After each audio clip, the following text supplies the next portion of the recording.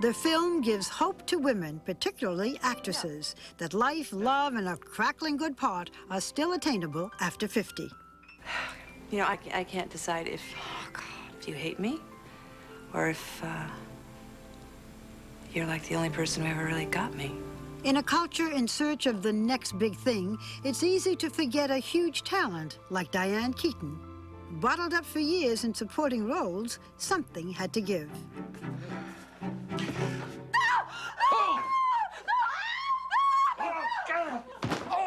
She strips bare in her Oscar-nominated role, literally and emotionally. Watch how, in a single shot, she conveys love, hurt, and a lifetime of disappointment. This was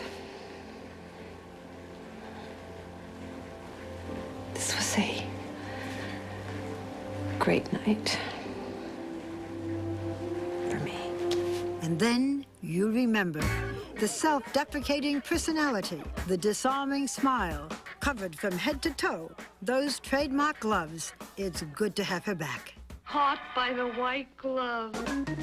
She's actually a Californian. Made commercials when she was young because, as she says, she screamed ordinary, the good, wholesome kind of ordinary. Between housework, kids, and shopping, I put in 5 miles a day. New York was where she made it. First on stage in Hair, where she famously, and come to think of it ironically, refused to take her clothes off. Then she linked up with Woody Allen on stage in Play It Again, Sam. They soon became a couple, on screen and off.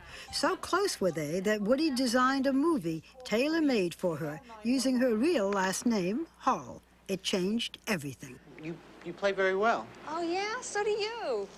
Oh, God, what a dumb thing to say, right? I mean, you say it, you play well, and then right away, I have to say you play well. Oh, God, Annie. Well, oh, well. La-di-da, la-di-da, la-la, yeah. Annie Hall won Diane a Best Actress Oscar in 1978. I'm speechless. She went off to play big parts in the defining movies of her generation. To all the lonely people on Christmas Eve, huh? It was an abortion, Michael. It was a son, and I had it killed because this must all end. What's the difference between the Communist Party and the Communist Labor Party, except that you're running one and he's running the other? Audiences fell in love with her. So did her co-stars. After Woody, there was Warren Beatty and Al Pacino, but no wedding bells.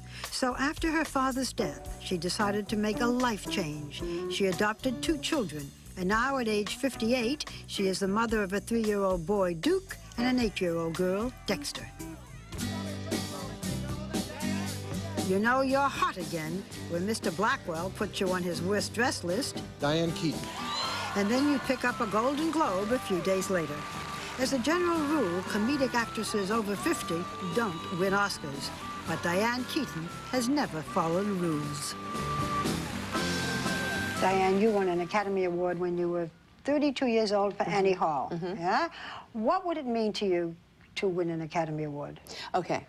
I think it's a very different experience when you're an older person. You know, you owe it to stand for something. And I think that what I would try to you know, represent in some way is a person who has the capacity to kind of age gracefully. I mean, I see myself really, honestly, as a very ordinary human being. That's the way I feel. I feel like I'm like everybody else. And I think that that's kind of what people see in me. You know, also, we have to point out that in Something's Gotta Give, you have this nude scene. Yes. Yeah. Now, years ago, when you were in Hair, everybody was nude on the stage except you. You wouldn't. Now, at this age, if you got it, flaunt it. You're showing it. Well, at this point in my life, I feel very differently about my body and its function.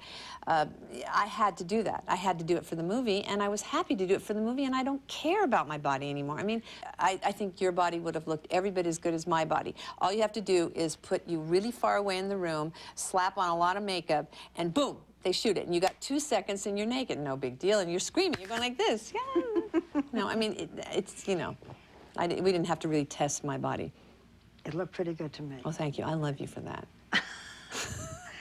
This isn't the first time that you worked with Jack Nicholson. You worked with him years and years ago I did, on Red. That's right. At the time, were you a little bit in love with him? Yeah, of course. I mean, why wouldn't I be? I mean, the guy is just maybe the most extraordinary man I've ever met. And Really? With all the men you've met, Jack Nicholson's I think the most extraordinary man first you've of all, ever he's met? Irish, and my dad was Irish. Yeah. I love those Irish men.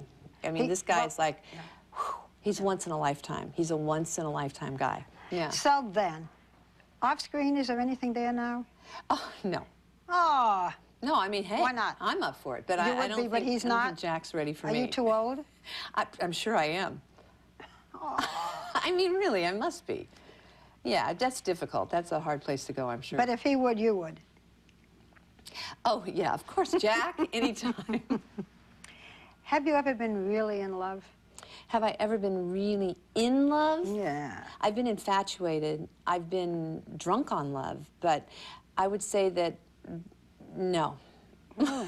All these different guys who were... No, I think that what it was with these amazing men that I was around for a brief period of time in their lives and my life was that I honestly think that, you know, I was enchanted with them and their talent and their great gifts, and I was hoping that a little of that would, like, rub off on me. You could still find a man and be married, but you say Oh, yes. you don't want to. No, I think I could. And not even be married. I mean, just have a man Yes, in your that's life. right. And you keep saying, no, I don't want that. Well, you know, I think that I just, I would have to meet the right kind of person who could kind of withstand being around me.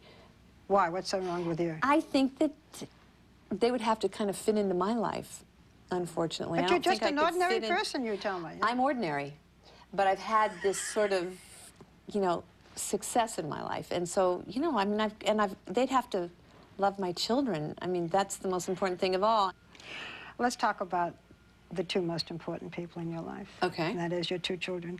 You were 50 when you adopted Old. your little girl. Yeah, old, too old, probably. Well, I but don't think so. what can I do? Yeah.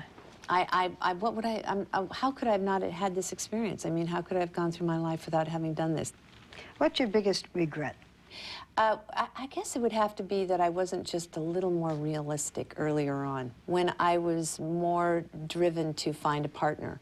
I was reaching for the stars too much with love, and I think that that's a mistake. I think we all have to sort of like have our heads screwed on tight so that when we meet a man, give him a chance, man. I mean, don't go for, you know, these amazing men. What are you going to do? You have to be, I don't know how, I mean, you know, so I really feel that I wish that I had been wiser earlier on. I do. Let's talk about some of these marvelous men whom you loved but never wanted to marry. Okay. Yeah. Woody Allen. Would you have married Woody? No. Did he ever ask you? No. No.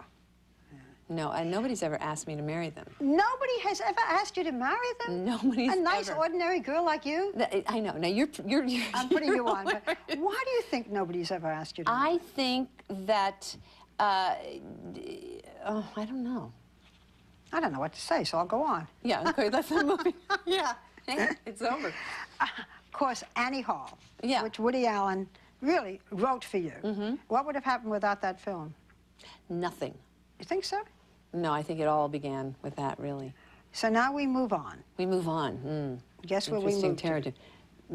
I'm imagining it might be Mr. Beatty. Warren Beatty. Good. Okay, you took me might right be there. the great man. So tell me about that. Well, I mean, dazzling, of course. And how about the most beautiful man I've ever seen? I mean, I just, he was pretty. He was beautiful. And that is a very appealing element in a human being. That he's As beautiful. we know. Well, it's Woody Allen wasn't beautiful. I mean, He you was have, adorable. I mean, he was I thought adorable. he was great looking. Okay, he was adorable. Yeah. Warren is beautiful. Oh, Yeah. I mean, scary. Okay, The Godfather, Yeah. Al Pacino. Yeah, that was the next interesting. one. Oof. Oh, oof, tell me more.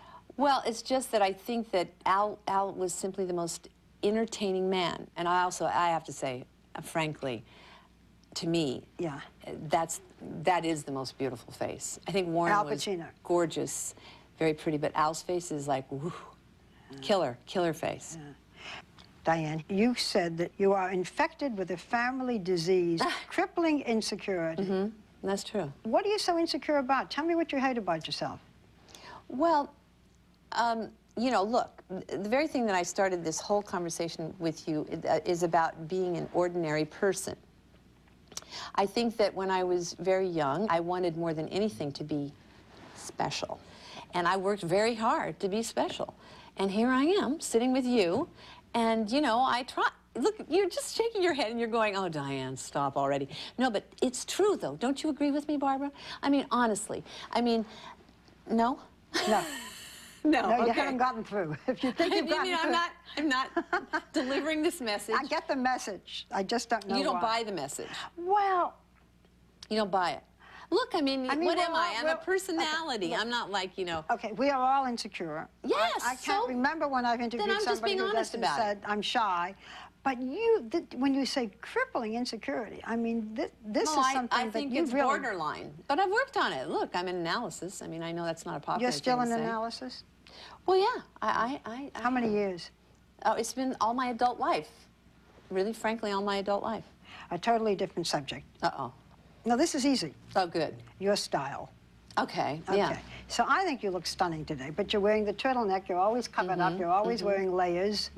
You're unhappy if you're not covered up to the neck and down to the boots. That's right. What's your problem? I don't have a problem about that. I like it. I mean, I like being clothed. How do you feel about the fact that Mr. Blackwell, whose only job it seems to be to say who's badly Yeah, dressed, yeah. said that Oh, you're dear. a terrible dresser? You know what he said about you? No. He said you look like Queen Victoria on her way to jury duty. Well, it's a good line. Come on, you gotta give him that. Hey, you know, I'm glad to be on the 10 worst dressed list. I'll tell you that. Because, hey, it means I'm that person who's not doing what everybody else is doing. I get to do it my way. That's the deal, man. I like that. I mean, I don't want to be perfect. Oh, God, yes, I made the best dress up. Well, you know, sorry. I mean, it's not going to go that way. Big question. Yeah, okay. What are you going to wear to the Academy Awards? Well, just in order to please everybody, I will be wearing turtleneck with long sleeves. Will you really? With gloves, with a hat. I'm sure everyone will be thrilled. I can't wait to see it. I can't wait either. No.